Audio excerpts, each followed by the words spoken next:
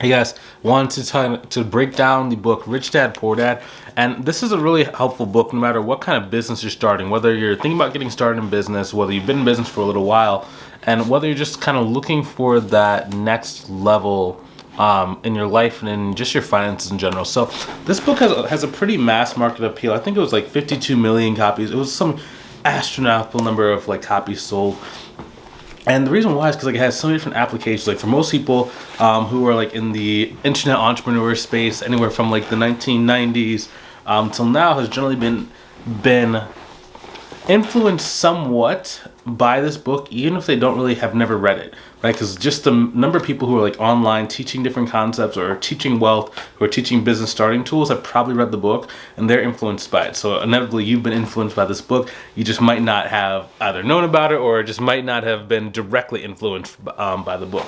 But the key thing that I kind of took away from this book, and I think we'll break it into multiple parts, there's just a lot of different versions of like lessons from this book. Even though it's not the longest book in the world, but it's just crazy. So like for example, like on this very page, I took so many notes, right, just throughout. I have like pages and mini pages and stuff. Me and my business partners, we learned a lot of stuff about real estate from this gentleman as well, right? It's just crazy. But the main thing that I kind of learned was the mindset you have in business is going to really determine how far you go. So that's like things like risk, things like debt, things like having multiple product lineups. That's like thinking from going from like employee mindset to being like small business owner to becoming like regular business owner, and just like all these different mindset hacks. And it's just like I kind of we've been in the game, both the bookkeeping game and the mentorship coaching game, for probably about, it's getting close to 10 years now, right? We started about 2015.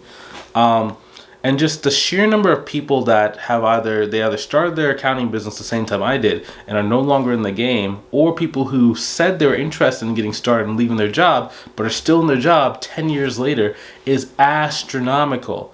And I was always kind of like questioning, like, why was it that I was able to kind of, find success? And it's not that I found success overnight. Don't get that wrong. But it was one of those things where it's like my mindset was always persevere. As long as my bills are paid, I can kind of persevere with something that's struggling for a little bit. So I didn't have a problem getting, a part-time job or going back to my job when the business didn't take off immediately, right? But it's still, I didn't give up. That was one thing that was like really, really important, is like perseverance is one mindset factor that you have to have. Now, a lot of people don't really understand that perseverance and patience is more of an action than just a feeling. So a lot of people like say like, I'm a very patient person. What they mean by that is like they're not fast to anger.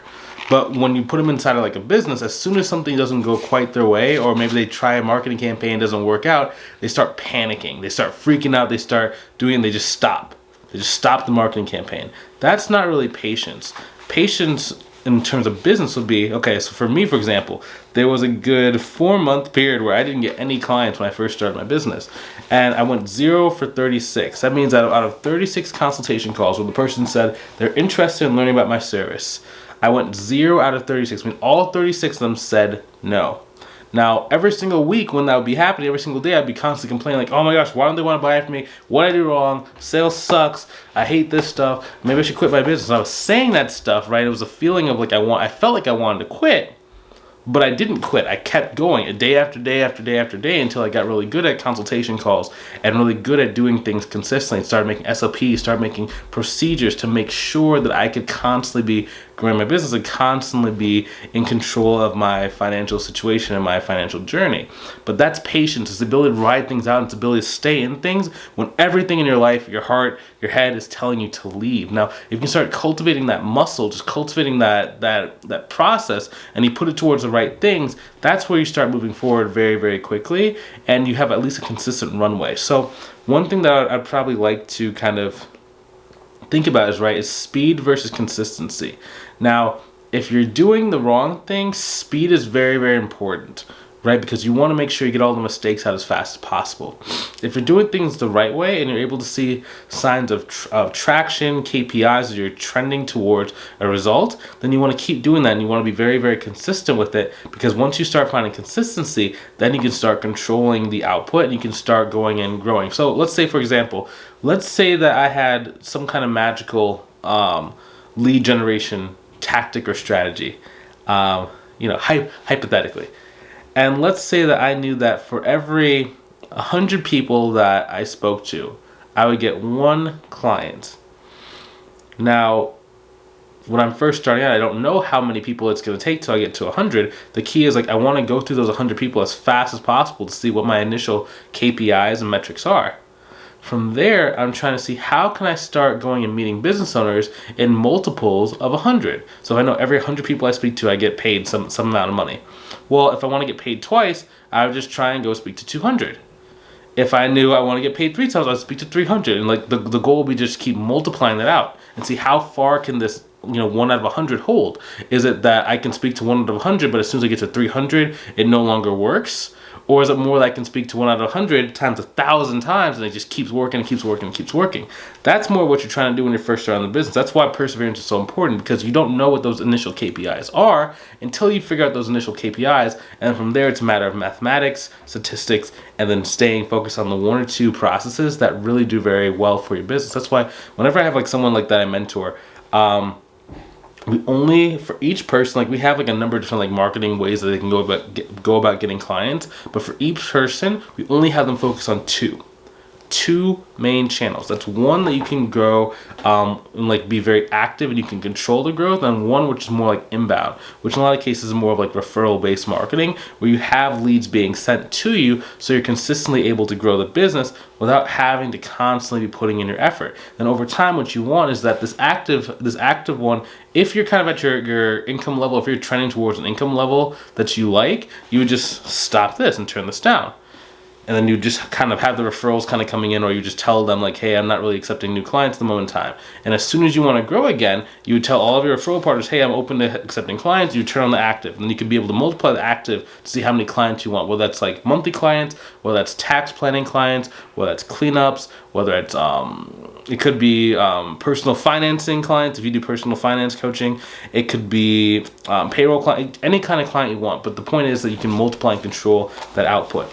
And then it's just, it's just really the mindset. Like, it's funny because like certain people, the way that most people are kind of grown up, and this is not everyone. Like for me, because like I wasn't rich growing up by any means, right?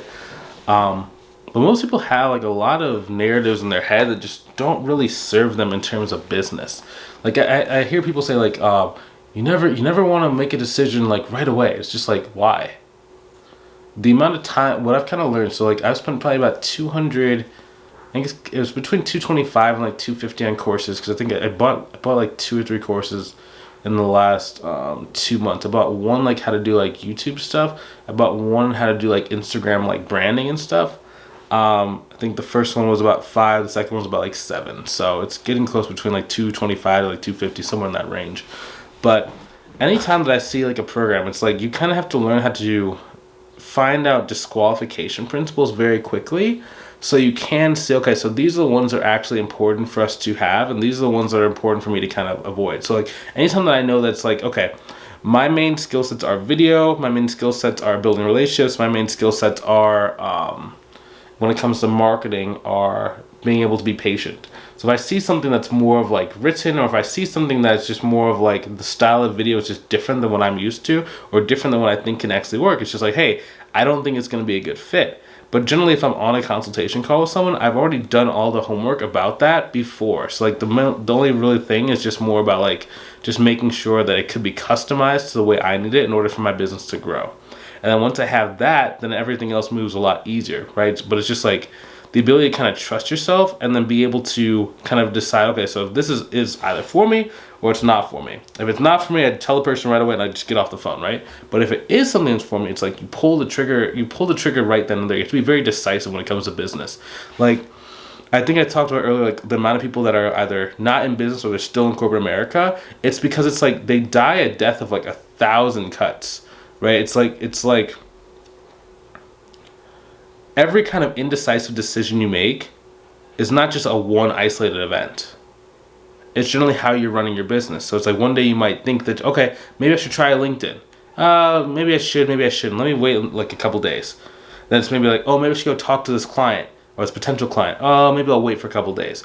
Or it's like, or let me make this call to this person who said they're interested in my service. Or I'll wait. What if they're busy? What if they're doing this? And it's just like all these different little indecisions and indecisiveness that cause you to die a death of 1,000 cuts. And pretty soon you're still in the same place, 3 years, 5 years, in some cases even 10 years. I think the longest I've heard someone say that they had been thinking about starting a business was about 20 years. So she had the idea to start the business when she was really young.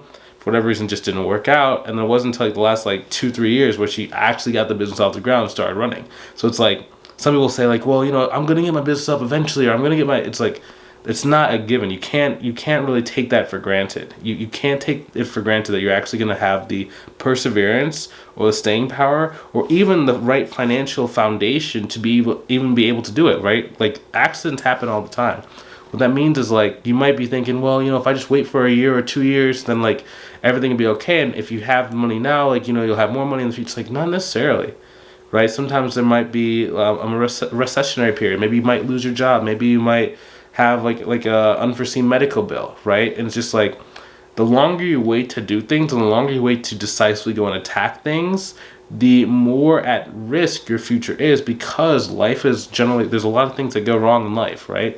So it's all about making sure that in the moment that you see that there is potential for you to be able to go and get a result, you go and attack the thing as fast as possible and you're able to go and do it. Because like, I don't know, like it's just always real interesting to kind of see that. It's like, I was talking to a client the other day, and there are people that join my mentorship program. They get like results like in the first 3 days, right? There's some people that take a little bit longer. So this one, students take a little bit longer, and it's just like, I kind of had to show a little bit of tough love. It's like, hey, the exact same thing that I told you to do 3 weeks ago is the exact same thing that, for example, Justin just did. Even though he didn't do it fully correctly or fully the way I told him to do it, he still did it and he got some results. Versus you're kind of like strategizing and you're kind of like back guessing the stuff I talk about, and you don't really implement the stuff I talk about, and then sometimes you like make excuses about like different things, and it's like, if you had just put in the work like I told you when I told you to do it, you would have gotten the results already, right?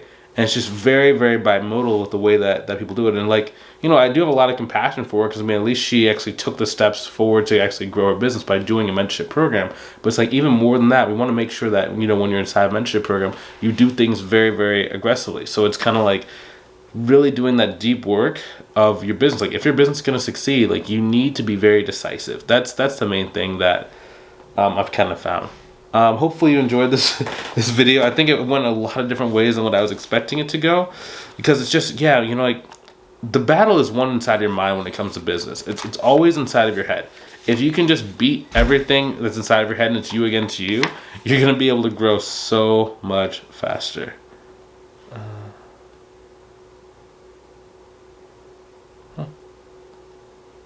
Awesome.